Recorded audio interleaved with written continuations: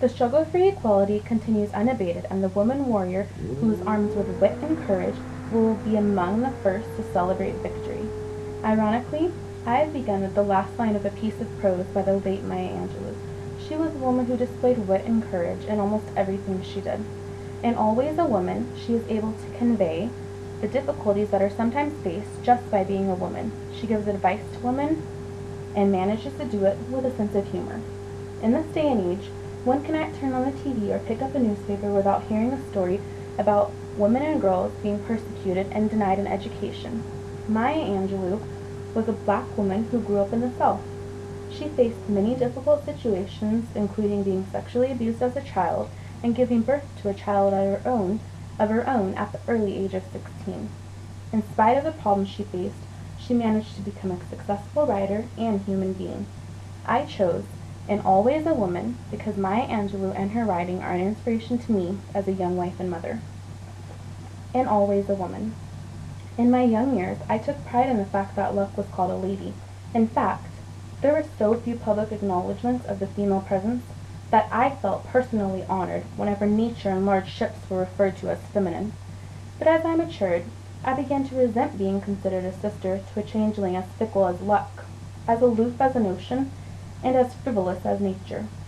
The phrase, "a woman always has the right to change her mind," played so aptly into the negative image of the female that I made myself a victim to an unwavering decision. Even if I made an inane and stupid choice, I stuck by it rather than be like a woman and change my mind. Being a woman is hard work, not without joy and even ecstasy, but still relentless, unending work. Becoming an old female may require only being born with certain genitalia, inheriting long-living genes, and the fortune not to be run over by an out-of-control truck. But to become and remain a woman, command the existence and employment of genius? The woman who survives intact and happy must be at once tender and tough. She must have convinced herself, or be in the unending process of convincing herself, that she, her values, and her choices are important. In a time and world where males hold sway and control, the pressure upon women to yield their rights of way is tremendous, and it is under those very circumstances that the woman's toughness must be in evidence. She must resist considering herself a lesser version of her male counterpart. She is not a sculptress, poetress, authoress, Jewess, negress, or even, now rare, in university parlance, a rectoress. If she is the thing, then for her own sense of self and for the education of the ill-informed, she must insist with rectitude in being the thing and being called the thing. A rose by any other name may smell as sweet, but a woman called by a devaluing name will only be weakened by the misnomer.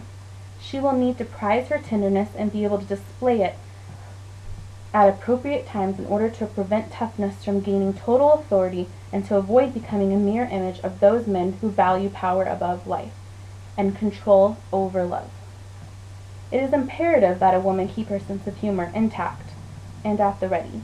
She must see, even if only in secret, that she is the funniest, looniest woman in her world, which she should see as being the most absurd world of all times.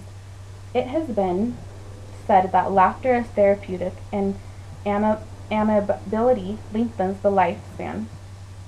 Women should be tough, tender, laugh as much as possible, and live long lives. The struggle for equality continues unabated, and the woman warrior who is armed with wit and courage will be among the first to celebrate victory.